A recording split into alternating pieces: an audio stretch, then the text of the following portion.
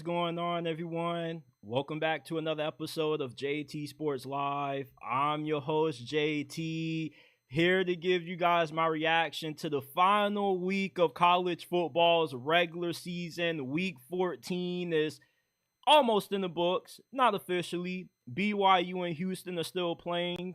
I got them on the left side of me, and I'm rooting for Houston to pull off the 21-10 comeback because we need to see the Buffs in the Big 12 title game, man. But how's everybody doing on this wonderful Saturday night, early Sunday morning? I know one person who ain't doing good right now, and that's Ryan Day. Ohio State falls to Michigan for the fourth straight time in a row. And you know, it's funny because as a youngin', my mama used to always tell me, JT, money can't buy everything. And apparently, $20 million can't buy Ohio State a win against Michigan. I want to give you guys my thoughts on Ohio State paying $20 million just to fall short against the team up north once again. What's next for Ryan Day? What's in store for the Buckeyes when they make it to the playoffs? Speaking of playoffs, it looks like we might not see the Miami Hurricanes in the dance after falling to Syracuse 42-38 was the final. And it's really disappointing to see Mario Cristobal waste the best quarterback to ever wear a Miami Hurricanes jersey. Florida State made a terrible hire. We know that recently Mike Norvell cleaned house with his entire staff. He fired his OC, his DC, his wide receivers coach. Well, he finally has found his replacement for his offensive coordinator vacancy. That is Gus Malzahn, who's going to be resigning as the head coach for UCF to take this offensive coordinator gig. I just think that Mike Norvell's tenure is about to be over sooner rather than later after this move. Which three-loss SEC team deserves to get the final spot in the college football playoffs? Should it be Ole Miss? Should it be Alabama? I think it should be neither one.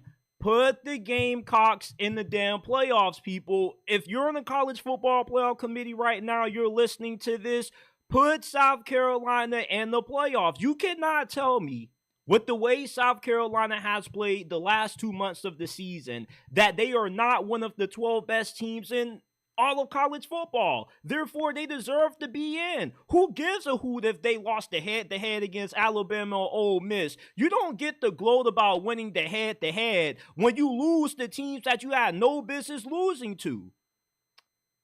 Notre Dame beat USC today. They are 11-1. They've won 10 straight ever since they lost to NIU at home.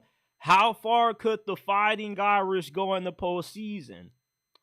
And also, I want to give my thoughts on Oregon and the flag planting issue that has caused widespread fights around college football. Shout out to everybody that's tuned in, wherever you're watching, YouTube, X, Facebook. Do us a favor, smash that like button, subscribe to the channel, hit that bell icon if you're new, so you get notified every time we go live and drop new content. You can find us on all podcasting platforms, Apple, Spotify, Amazon, wherever you get your podcast from. The JT Sports Podcast is available. Shout out to our guy M Sparks in the comment section. He says, "Sup JT, Pittsburgh Steelers for life." He says, "Yeah, Canes lost, sorry." Yeah, man, don't be sorry. At this point, I'm used to Miami always letting me down. This is nothing new. Been going through this for the last 14, 15 years. And you know what's ironic to me before I start is, I became a Miami fan based off Duke Johnson, Brad Kaya, Stephen Morris, and used them a lot on NCAA 11. And I had the opportunity to root for any team in college football, yet I chose a team that just finds ways to disappoint their fan base every single year. You have relatively high expectations for them. You know, I could have been an Alabama fan, a Georgia fan, but nah, I chose to be a Miami fan. But you know, I'm proud to be a Hurricanes fan. I'm never going to change up on this team, win or lose. I'm going to die bleeding orange and green. Shout out to Vasco. He says, yo, UNC fan here. What's going on, Vasco? Yeah, it wasn't a pretty ending to that UNC NC State, man. We got a lot to get into. Let's stop delaying. Let's dive right into it. So, this year in college football, when it comes to the conversation of who's going to win it all, I think you can make the argument for any team that's in the playoff being able to hoist that natty. Of course, Oregon, from start to finish, has been the best team in college football. They've had the most cleanest wins, not really too many potential upsets. They got that big win over Ohio State. But outside of Oregon, you know, who's the second best team in the nation right now? You could say Texas, you could say Georgia, some people may say Penn State. But this whole discussion just goes to show how wide open the national championship picture is. Because with how chaotic and wild this season has been, to me, I feel like anybody can win a national championship this year. You know what really makes me laugh is the people on X that bring up these SEC hypotheticals, because, you know, the SEC never loses any hypothetical when people start talking about who the SEC will be favored over on the neutral field. You know, all that sounds good, but in hindsight, you play the games for a reason. And with Georgia Tech having to go to a million overtime periods to almost upset Georgia, you got Oklahoma beating Alabama, Florida beating Ole Miss. You know, it's fair to say that anybody could win it this year because anybody can lose any given game. And I know it sounds cliche, but it seems like we've had more upsets occur this year than what we've had in recent memory.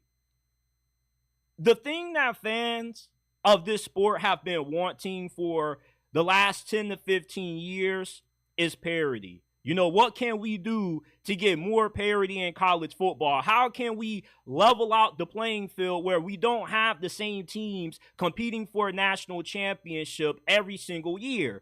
Well, gradually, over the last 6 to 8 years, this sport has slowly changed. And we've now gotten that parity that we have dreamed about for so many years with the transfer portal, name, image, and likeness. It has kind of weakened some of the best teams that we are accustomed to seeing every year, like Georgia. The main reason why Georgia has struggled this year is because they don't have a lot of depth on the line of scrimmage or at wide receiver.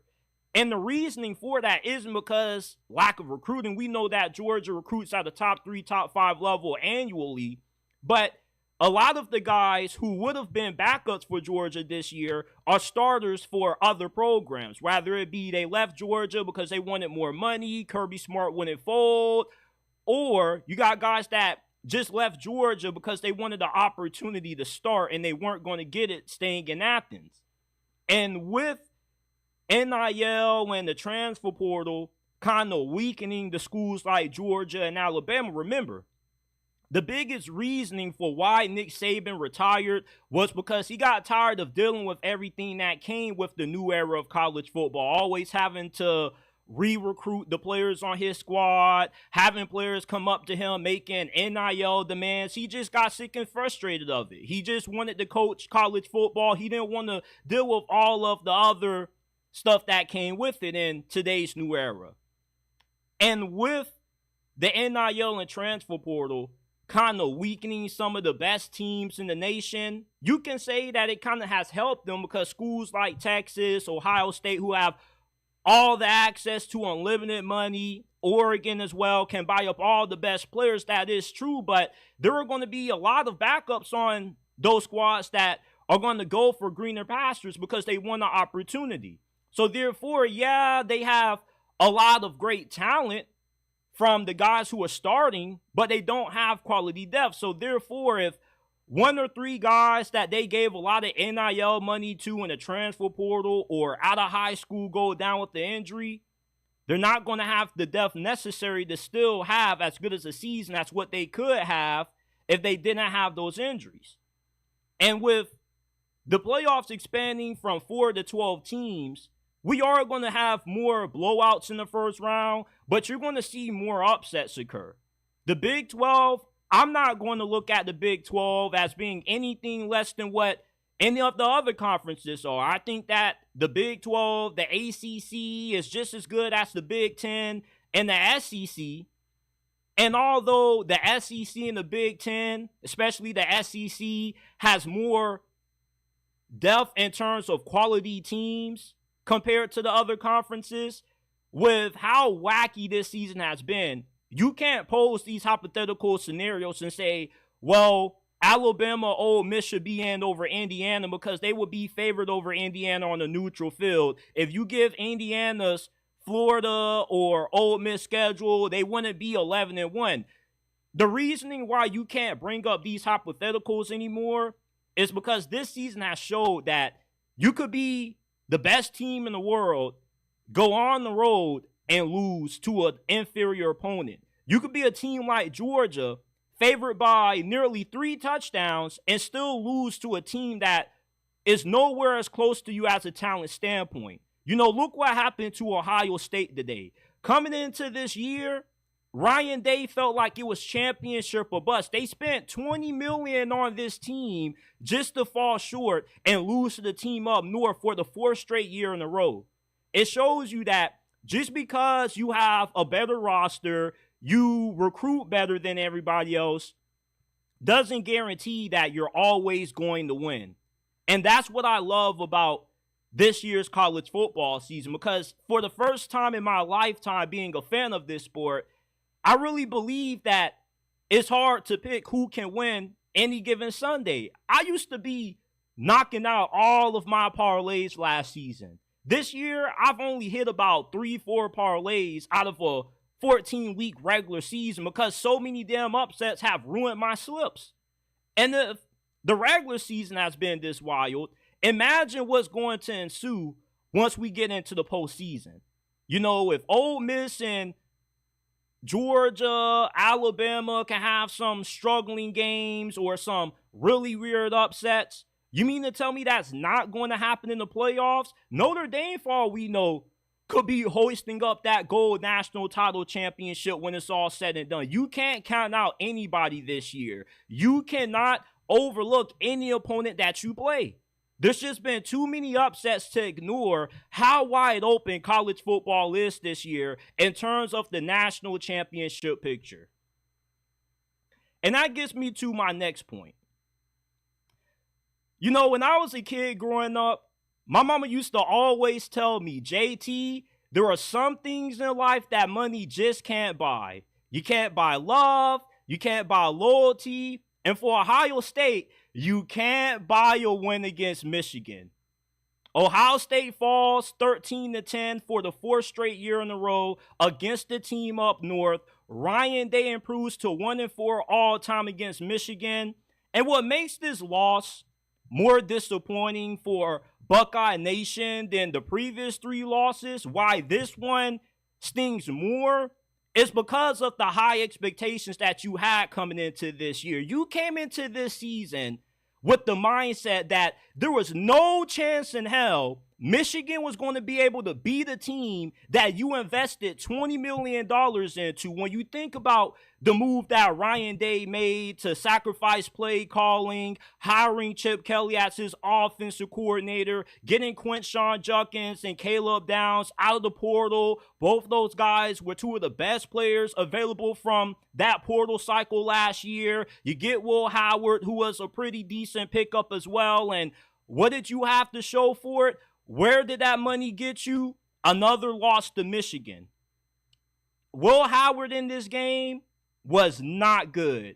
2 bad interceptions, 19 of 33. He just looked like a deer in headlights out there. The first pick that he threw early in the game led to Michigan taking a 7-3 lead. How do you throw that bad of an interception inside the 5 of your own territory? And then the second interception that he threw really was the hump that broke the camel's back, per se, because you throw it in the red zone in the 3rd quarter when your offense has kind of already been struggling to move the ball downfield because Michigan's defense was outstanding today.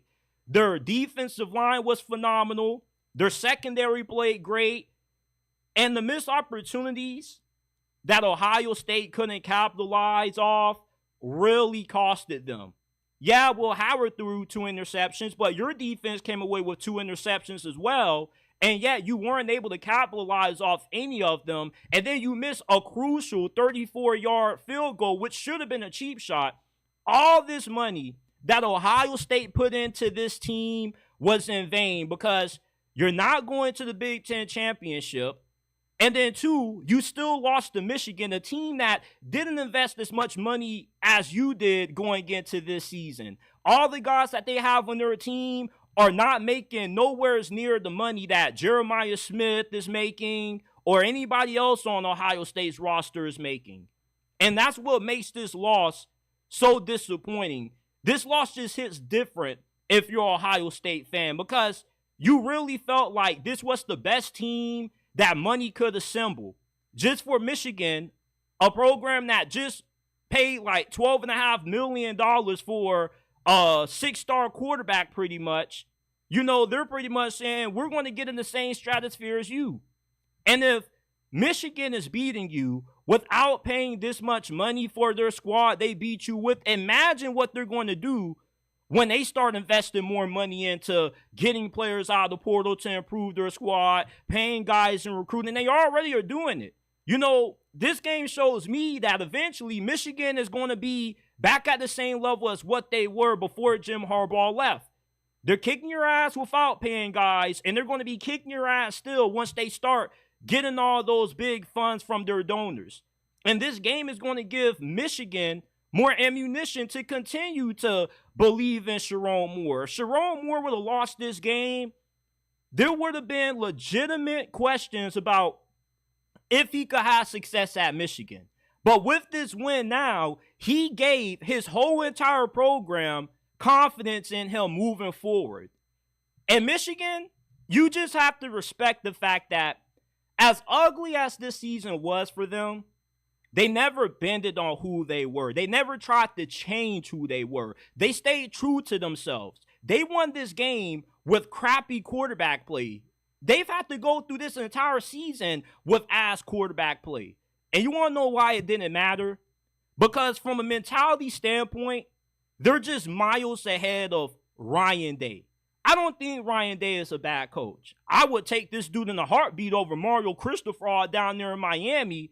But the problem with Ohio State is that they just don't have the mentality needed to beat a team like Michigan. Because when you're playing a team like Michigan, a team that only cares about running the football, they're using Alex Orji, who was a highly touted quarterback that they got not too long ago, as pretty much like a running back when he comes in at quarterback. You know, this team doesn't care if you know what they're going to do because how are you going to stop it?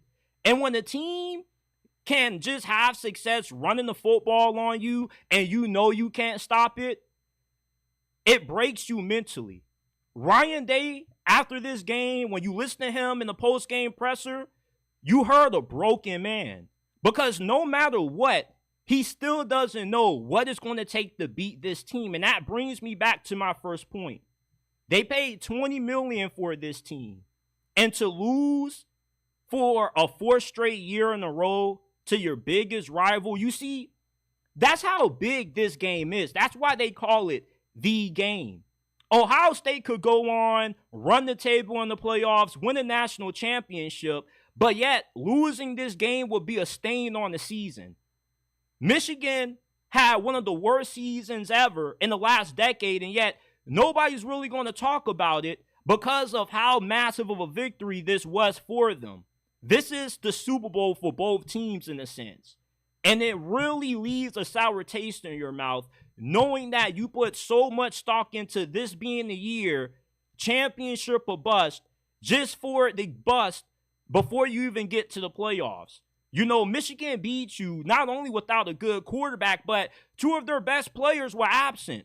No Will Johnson, didn't hear Coasland Loveland's name called once during this game, and yet Michigan still beat you the way they have the last couple of years. 172 rushing yards on 42 attempts. They outgained you 172 to 77 yards, and you only gave your running back 72 carries. I thought the strength of Ohio State's team this year was going to be their run game. Quinshon Judkins, Travion Henderson, I thought they were going to be the best 1-2 punch in all of college football, when it looks like all the money that you gave Quinshon Judkins could have gone to improving your offensive line. Now, you losing 2 starters on the offensive line definitely hurt you in this game, and Michigan was able to exploit that. But when you tell me that you paid $20 million for this team, rather it be to keep guys from leaving, to get guys on the coaching staff, whatever, I wouldn't have believed you with the way this game went. And it's the epitome of why you can't throw out these hypothetical scenarios when it comes to the playoff discussion. Who will beat who will be favored over who on a neutral field, because it doesn't mean anything. Ohio State went into this game as a 19.5, 20-point favorite and lost by 3. You know, anybody can fall, no matter how big of an advantage you have from a roster standpoint. Because at the end of the day, styles make fights. And the way that Ohio State tries to win games, it's cool when you're going up against everybody else. Ryan Day is 47-1 against the rest of the Big Ten. He's 1-4 against Michigan. He just can't beat this team. He just can't. You paid $20 million for this team this year, and you still couldn't beat your biggest rival. Shout out to Kate Roan. Greatly appreciate you for the $5 donation. She says, "What's up, powerful JT Sports Live? I got to admit, the Texas A&M game brought out the Longhorn fan in me. Greatly appreciate you, man." Hey, I appreciate you, Kate Roan, as always. Yeah, that Texas A&M and Texas game, it did get a little bit wild. I was going to talk about it tonight, but I don't really think there's a big takeaway from that game. Because, you know, Texas A&M offensively, they really couldn't do anything. And even when their defense came around and gifted them a free 7 points, gifted them good field position with that block punt, the offense still couldn't do anything with it. They got stopped on 4th and goal. Texas just might be the best team in the SEC. I still believe it's going to be Georgia when it's all said and done.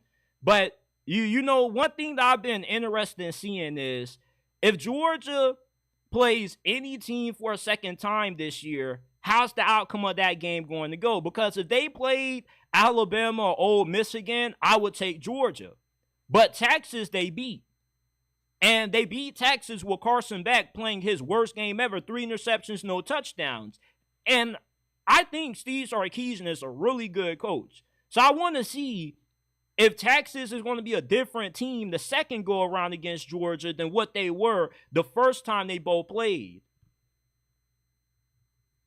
Shout out to my guy, King Malik. Worse, Ohio State losing or Miami losing.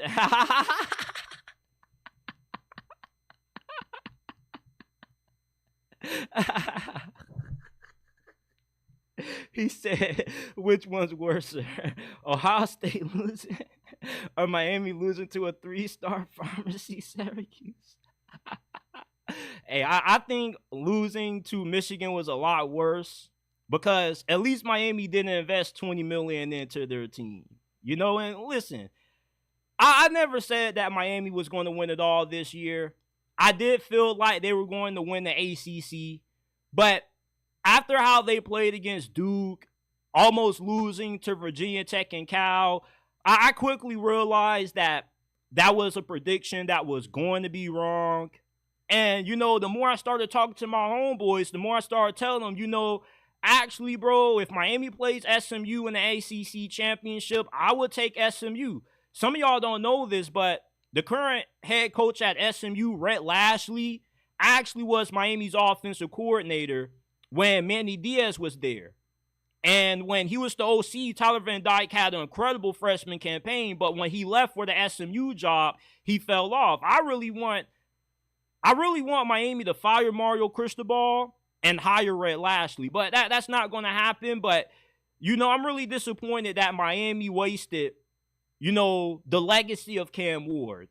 And that's what I want to get into. But before we do, If you haven't already, smash that like button, subscribe to the channel, hit that bell icon so you don't miss when we drop new content and when we go live. If you're enjoying this episode, give us a 5-star review. Apple, Spotify, Amazon, wherever you get your podcast from, the JT Sports Podcast is available. Link is down in the description down below. Follow us on Instagram at JT Sports _ and on X at JT Sports __.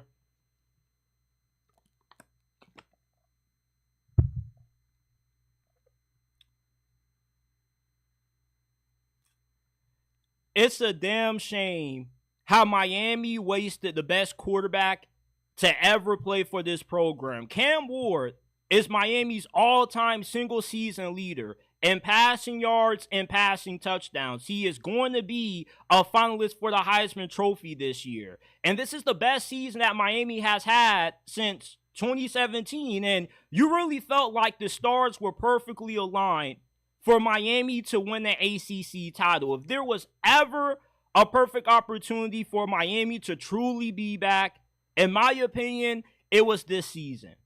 But what does Miami have to show for it?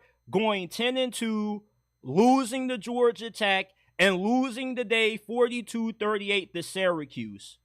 Mario Cristobal needs to get fired. I've been trying to tell you Hurricanes fans that this guy is not a good coach since the middle portion of the season, but you guys wanted to say that I was being overly emotional, I was a fake fan. Well, let's revisit this conversation. Because just because you are an elite recruiter doesn't make you a good head coach. If anything, Mario Cristobal looks more like Jimbo Fisher every time you watch this team play. The only reason why Miami season has been as good as what it looks like from a record standpoint is because Cam Ward is a generational quarterback. You may have all the money in the world to buy anybody that you want out of the portal, out of high school, but guys like Cam Ward are once in a lifetime. He's one of one. You're not going to find another quarterback as good as what he has been this year in the portal when it opens up in a couple of weeks. And for you to be up 21-0 in this game, just to lose 42-38, is the epitome of why Mario Cristobal is a bad head coach. It's one thing to be an elite recruiter, but it's another thing to have all these blue chip recruits on the field, all of these high-rated guys out of the transfer portal, and yet you can't win with them. You see, you can give a great chess player an average board, and he can still beat somebody that has nothing but kings and queens on the playing field, because it's not about how good of a hand you're dealt. It's about being able to win the game with the cards that you have.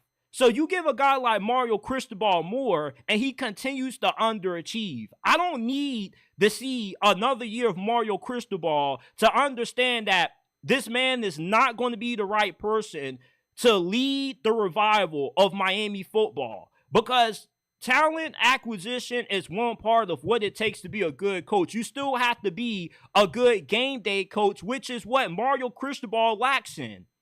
You know, late in this game, Miami was put in a 4th and goal situation. It was a dumb penalty on Jacoby George, but at the end of the day, it's 4th and goal. You know that your defense hasn't gotten a stop damn near all game long, and yet you're going to rely on the analytics as your best chance to win when your defense has just played like dog poop all afternoon against Honda McCord.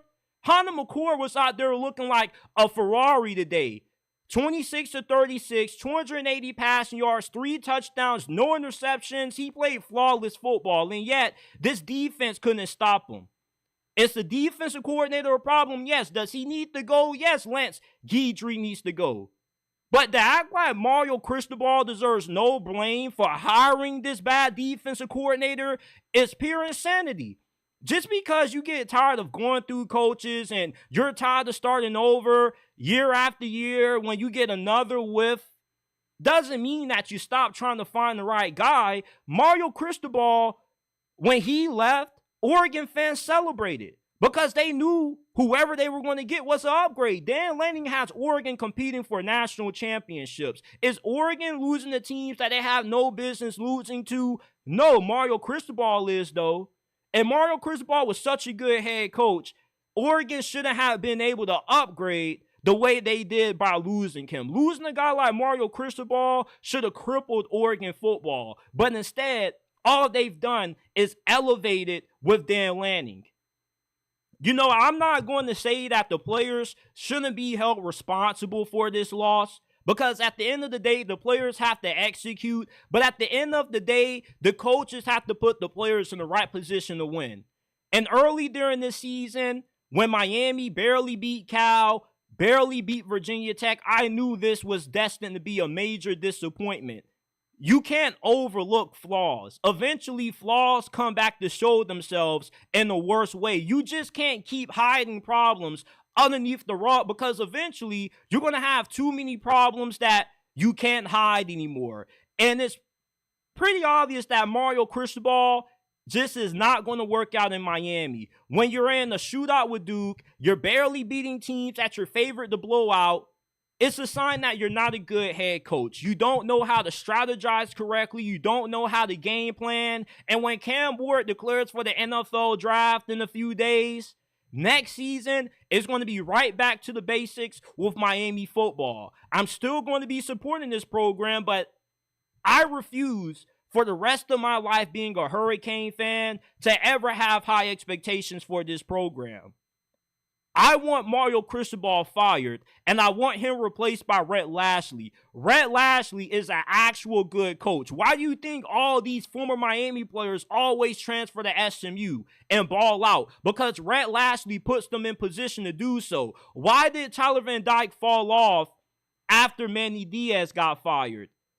It was because of Rhett Lashlee. Rhett Lashlee was the only guy who has had Tyler Van Dyke playing good football. Look at what he's doing right now at SMU. Last year, they won the American. And their first season in the ACC, they're going to the ACC title game.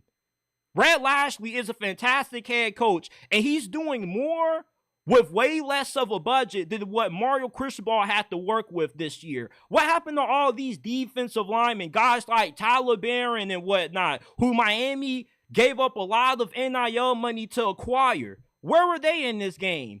You know, as bad as the secondary is, you mean to tell me that Mario Cristobal is such a great recruiter that true freshman that was getting cooked out there, left on the island, was a bad investment, but he's supposed to be a good head coach? You know, Mario Cristobal, to me, is Jimbo Fisher reincarnated. He just wasted the best quarterback in Miami Hurricanes history. And I'm really sick to be talking about it, because we're never going to find another quarterback as good as what Cam Ward is. Yeah, you got money to buy anybody, but Miller Moss, whoever else is going to be in the portal, is not going to be as good as what Cam Ward is. Cam Ward has saved Mario Cristobal so many times this year that eventually you knew that there were going to be a few games Miami was going to lose where Cam Ward wasn't going to be able to come through for him, because you're asking a lot for a guy to be able to put 50 points up on you every single game with no defense. They gave Cam Ward no help this year defensively. He had to be Superman. He had to put that cape on, which is why he deserves to be a finalist for the Heisman Trophy. You know, Thanksgiving just passed.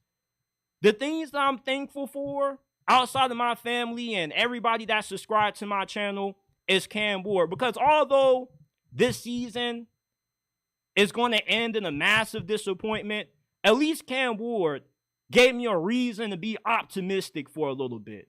You know, for once in my lifetime being a Hurricane fan, I actually believed that Miami had a chance to win, had a chance to compete. And it wasn't because of Mario Cristobal. It was because of Cam Ward. The aura, the confidence, his cool, calm demeanor, no matter what the situation is why I believe this team could win the ACC. That's why I picked them to win the ACC before the season started. Not because I believed in Mario Cristobal, but mainly because I believed in Cam Ward. Because guys like Cam Ward are one of one. They don't grow on trees.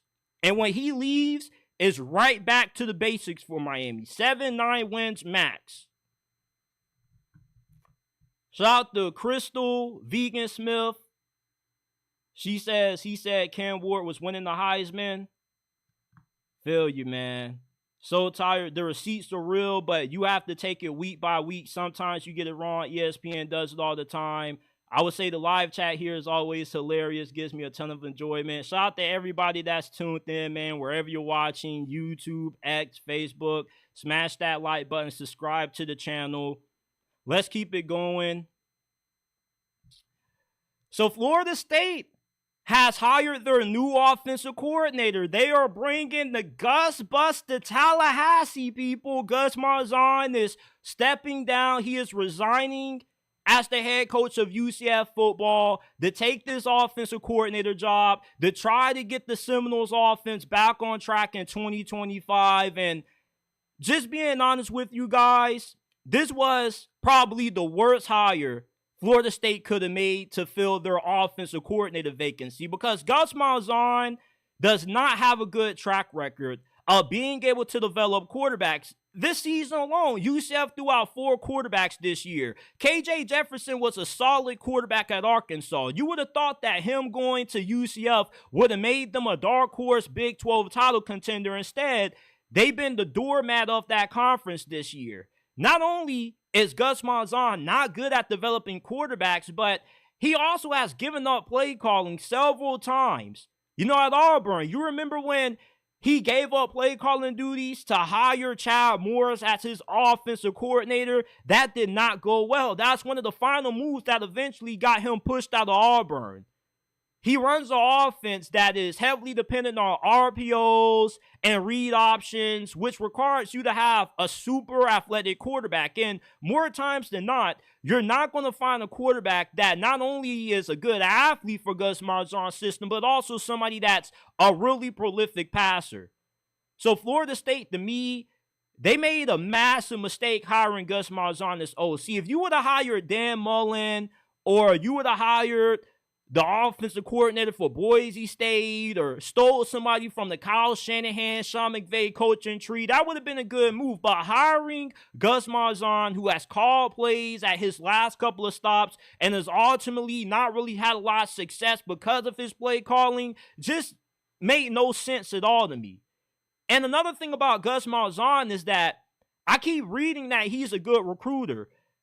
If he's a good recruiter, how is Hugh Freeze having more success on the recruiting trail than what Gus Malzahn ever had at Auburn? He didn't really do that good of a job recruiting at Auburn. No way how you try to spin this hire makes it good.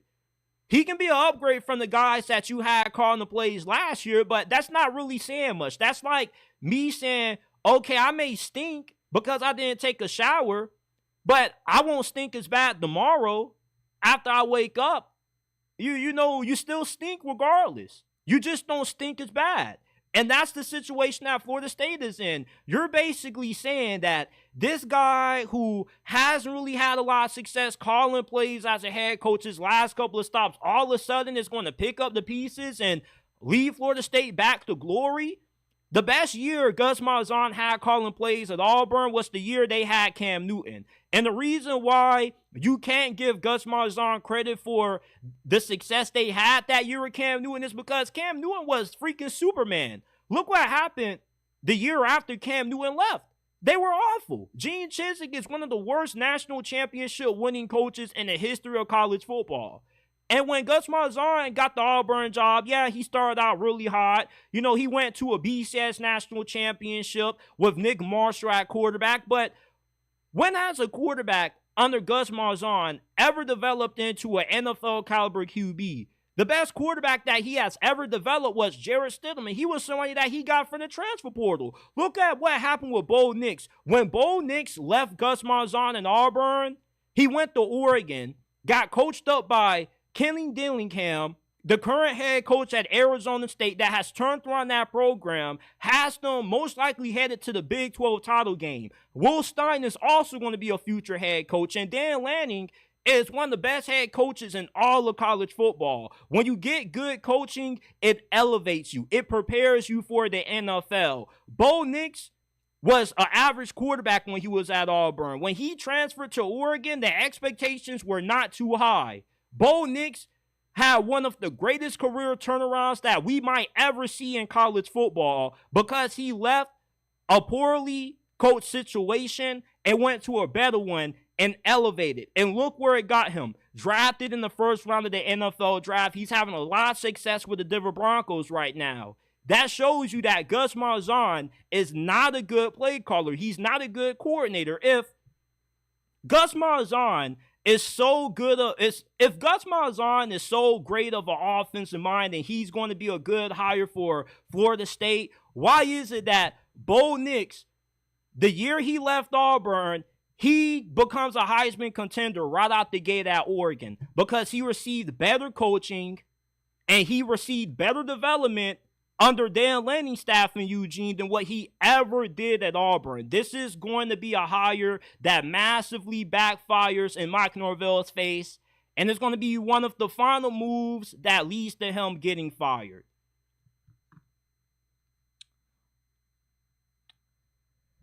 There's about to be a huge debate over the next couple of weeks about which 3-loss SEC team deserves a spot in the college football playoffs. Is it Ole Miss, Alabama, or South Carolina? I think that the answer is pretty clear that the Gamecocks deserve to be in the playoffs. The playoffs is all about picking the best 12 teams in the nation, right? You mean to tell me that South Carolina quietly hasn't become the hottest team in college football over the past month? They now are winners of 6 straight. Lenore Sellers has scored 16 touchdowns during this win streak, and he is the hottest quarterback in the nation right now. Lenore Sellers potentially could be a Heisman finalist next year. As absurd as that may be to say right now, he's been freaking on fire. Everything we thought Anthony Richardson would have been at Florida is what Lenore Sellers is at South Carolina. Not only is he a fantastic athlete, but he's also quietly become a really prolific passer. I've never seen a quarterback develop in season. Like, Lenore Sellers went from a guy who you might have wanted to bench early during the season to becoming the best quarterback in the SEC. Because let me ask you something. Who is going to be the best quarterback in the SEC next year? I would pick Lenore Sellers. He's outplayed Nico Iamaleava. He's outplayed Jackson Arnold. Like, all of the guys who are slated to be returning starters next year, Lenore Sellers has outplayed tremendously.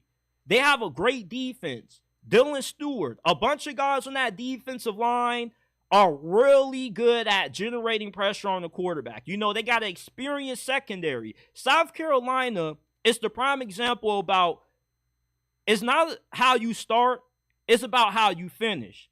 And that's why it doesn't matter if they lost to Ole Miss and Alabama.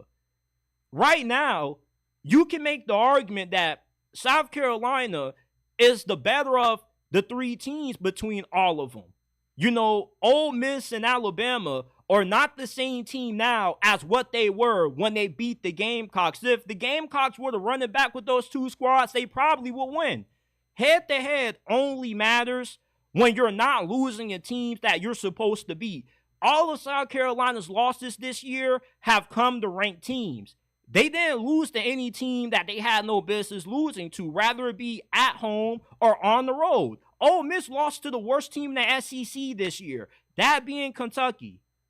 You don't get a pass for that, even if you did beat South Carolina, because look what you did recently. And this is what this is about. You can't say that the same team that beat South Carolina at the start of the season is the same team that beat them now, because they're not. It's been a tale of 2 seasons for both Ole Miss and Alabama. You have to judge teams for who they are in the moment, not for what they were at the time they lost. And at the time South Carolina lost, Lenore Sellers was struggling. They weren't really that good. And now, at the end of week 14, South Carolina has become the hottest team in the nation. You don't get a pass for being in the playoffs over South Carolina when they've outplayed you the second half of the season. F the head-to-head. Who cares about the head-to-head when you're dropping games to teams that you have no business losing to? And you know what pisses me off the most about this discussion? I hate these stupid SEC hypotheticals. Well, Alabama, if they will play South Carolina again on a neutral field, they will be favored. Who cares about who will be favored on a freaking neutral field? Wasn't Alabama favored on the road against Oklahoma? How did that play out? Wasn't Ole Miss a favorite on the road against Florida? How did that play out? So who cares about these damn hypotheticals? That's why you play the games, people. South Carolina deserves to be in the playoffs. If it comes down to that final playoff spot being South Carolina or Ole Miss or Bama, South Carolina deserves to be in because they've played better football than what those other teams have to close out the season. South Carolina didn't lose to none of the worst teams in the SEC this year. And they also are 7th in strength of schedule. They've played a higher difficulty schedule than what Penn State, Notre Dame, Indiana, and Oregon have. They have wins against Clemson, Missouri. Even though Missouri is mid, they shouldn't be ranked in the CFP top 25. They still are some way, somehow. They count in Texas A&M. So they got quality wins and quality losses. What's the argument that we're making? Well, Alabama, they beat Georgia. Oh, cool. You beat Georgia and you lost to Vanderbilt. You lost to Oklahoma. Come on now. Whoa, Miss, they dominated Georgia. Okay, cool. And what did they do after? They lost to Florida. I care about what you've done recently. What you've done recently gives everybody a better picture of who you are.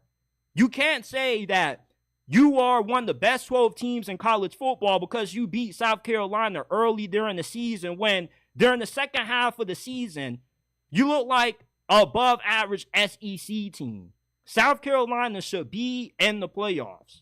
And I would be really upset if they don't make it. My guy N Spark says, JT, let them birds in the dance. Put them Gamecocks in the dance, man. DJ Lagway is not better than Lenore Sellers, King Malik. Stop it. My guy MPit765 says, what's your opinion about former U Canes coach Schellenberger recruiting brothers from dangerous, shady areas and questionable backgrounds? Hey, man, look. They say pressure either bursts pipes or makes diamonds. You know, some of the best football players have come from troubled backgrounds. Michael Irvin, Ray Lewis. Adversity builds character. John Calipari for Kentucky was notoriously known for going to places that nobody wanted to go to due to the crime, due to the danger. And that's how he ended up having a bunch of future NBA All-Stars on his team. You know, like, it's not really about where you come from. It's about how your situation molded your character.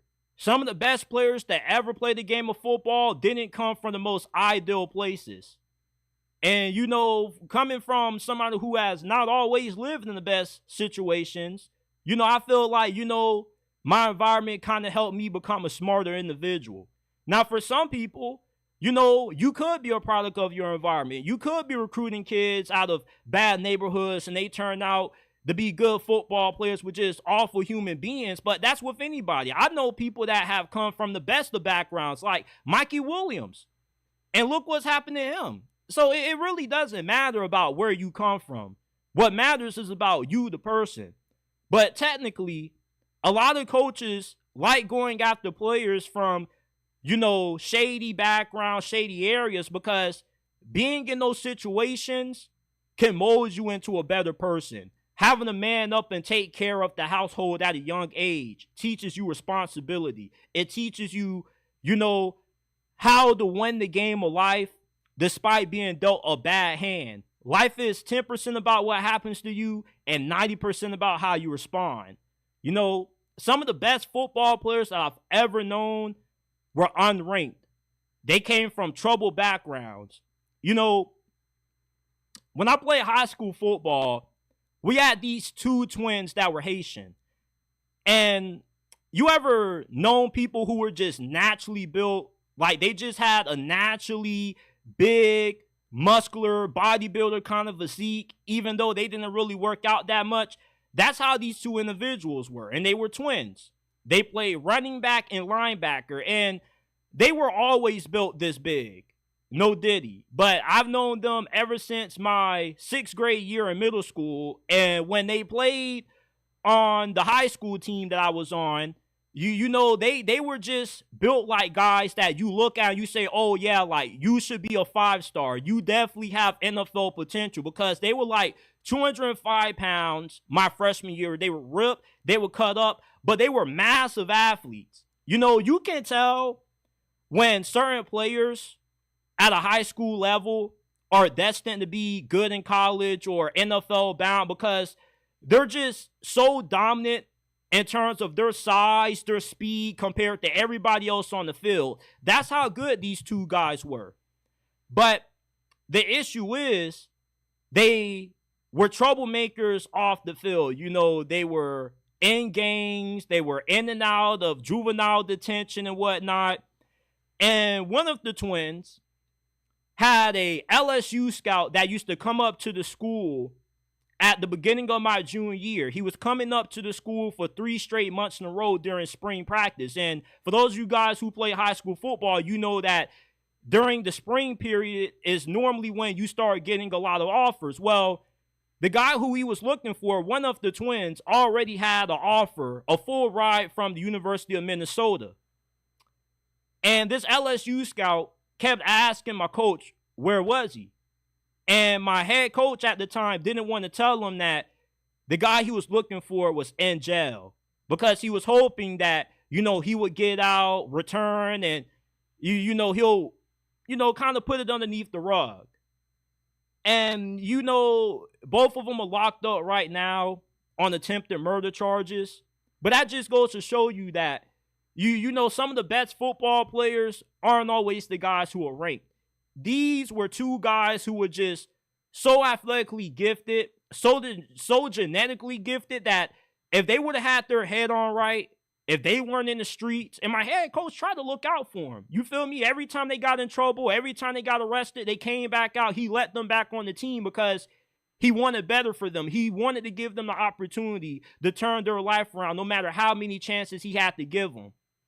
But eventually, you know, like, as good as what they just were so fixated on the streets than they were becoming good football players. Because if they would have stuck to football and they would have stayed out of the streets and they would have kept their heads on straight, they most definitely would have been 5-stars and probably, you know, high draft picks in the NFL. Because the way they were built, how fast and athletic they were for their size, they were really rare athletes. They were really twitchy.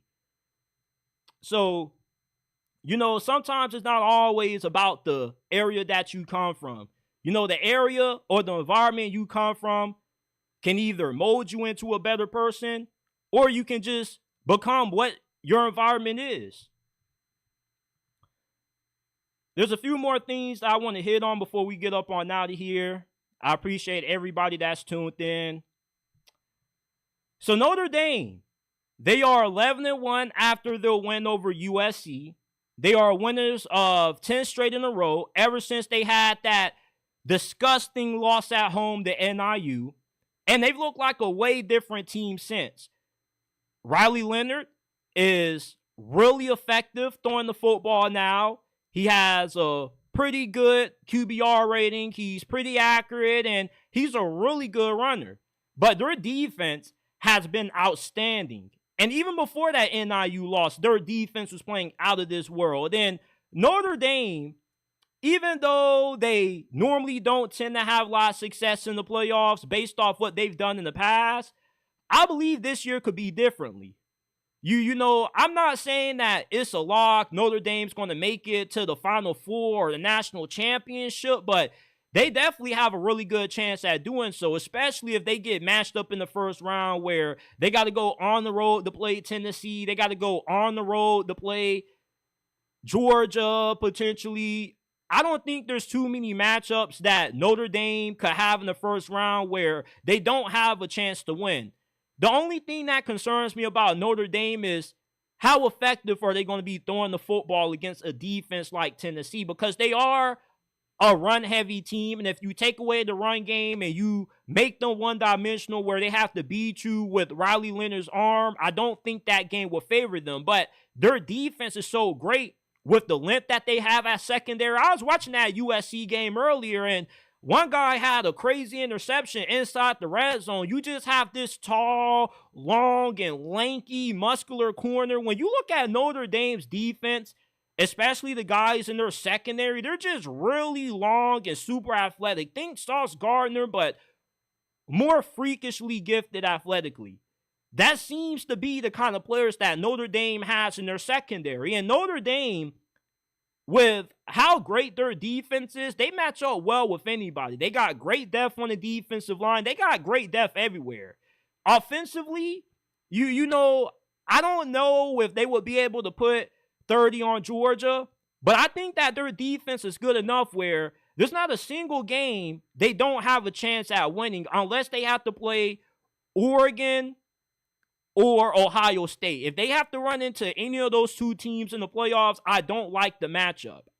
From an offensive standpoint, I don't believe they're efficient enough to beat any of those two teams. But anybody else, I think it's fair game. I could see Notre Dame beating Georgia. Georgia has been up and down all year long. And with how good Notre Dame is up front and the issues that Georgia has had on that side of the football, I kind of would lean Notre Dame in a game like that.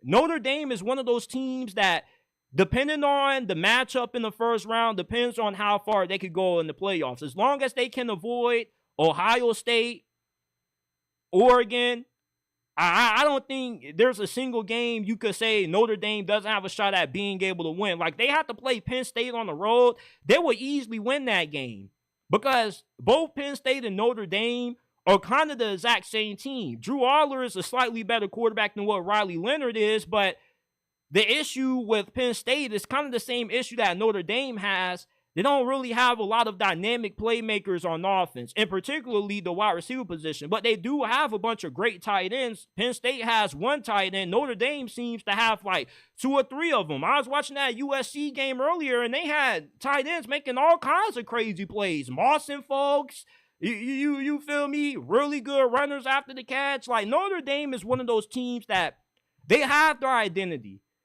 And their identity is not flashy. It's not impressive. It's not nothing that catches your eyes on the stat sheet. But they play true to who they are. And at this point, you should have identity. And their identity, playing great defense, you know, running the football down your throat, saying that we're just going to out-muscle you up front. I think it's a good formula for a lot of teams like Tennessee that are reliant on good quarterback play. I could see Notre Dame making it to the second round of the playoffs. Could they make it to the Final Four? Possibly, but it just depends on who they run into. And was I a little bit wrong about Notre Dame? Just a little bit. You know, like, one thing about Notre Dame is that they're one of those teams that gets overhated a lot. I've always respected the tradition, the pageantry of that Notre Dame program. If you were to rank the top 10 programs in college football over the last decade, Notre Dame would have to be in that top 10.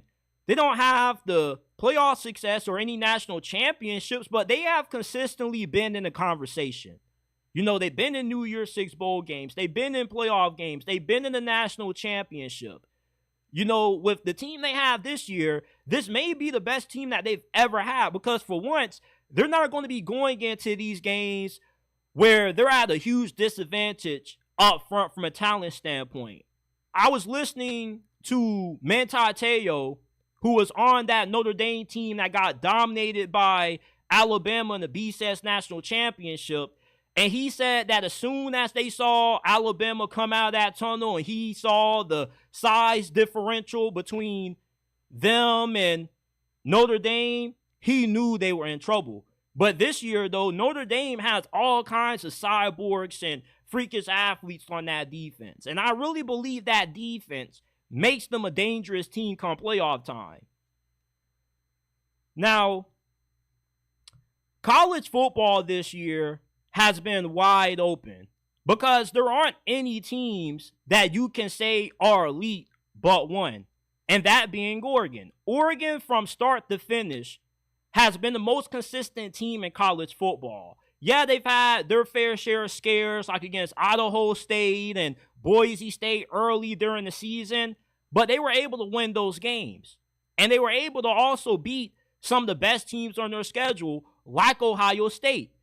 Oregon, from a talent standpoint and a performance standpoint, they've been the only elite team that we've had this season. Normally around this time, it's 3 or 4 teams that you're discussing for possibly being able to win it all. But right now, Oregon looks like the only clear-cut team that looks like they're just a sure thing to be in a national championship game.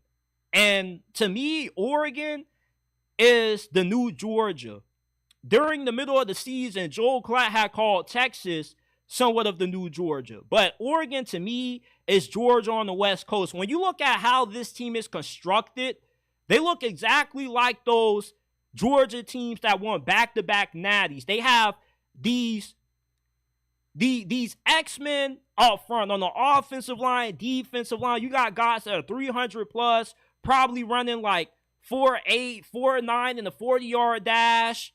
They have good receivers. They got a really good quarterback in Dylan Gabriel, and they are extremely well coached.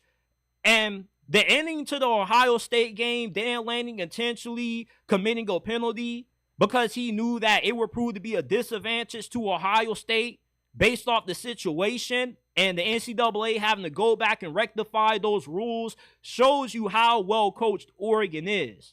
You know, Dan Lanning has quickly risen up the ranks of coaches in college football. Right now, there's probably only about 3 coaches that I could name that I would take over Dan Lanning right now. He's done a great job of recruiting.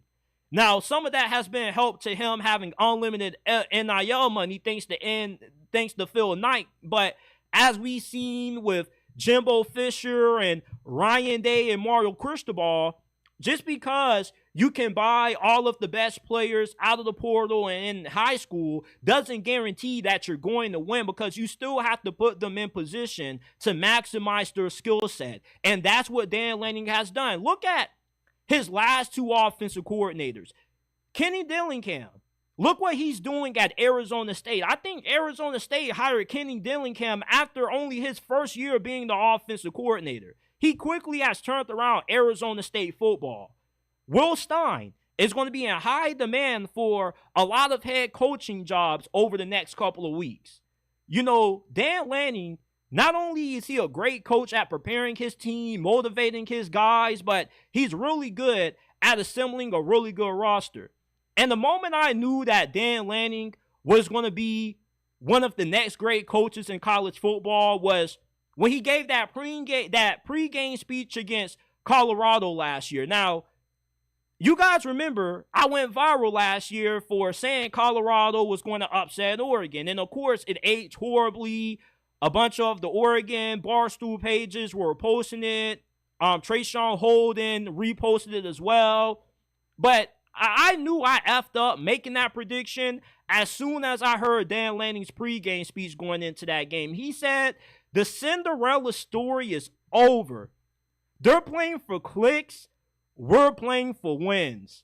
This game ain't going to be played in Hollywood. This game is going to be played on the field. You talk with your helmet. You talk with your pads. When I heard that, I knew Colorado was about to get messed up. And also listening to it, I heard shades of Kirby Smart, because we all remember that infamous pregame speech that Kirby Smart delivered before that national championship beatdown against TCU. I want to come out here and fuck some shit up. That's Dan Lanning. You feel the aggressiveness. You feel the intensity.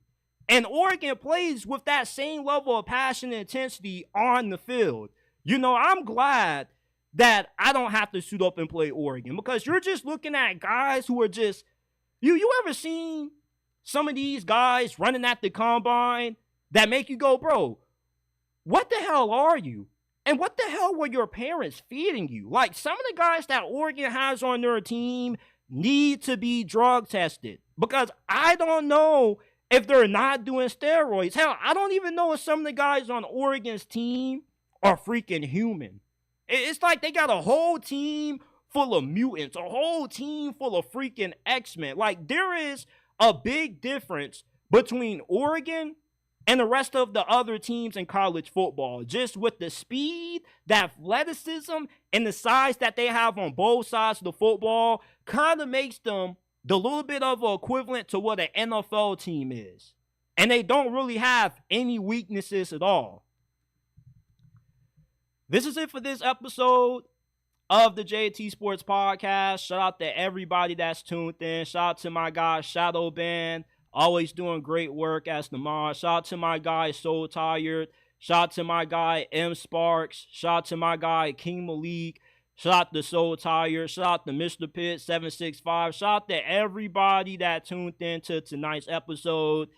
And you know, before I get up on out of here, somebody asked me, what am I the most thankful for outside of my family?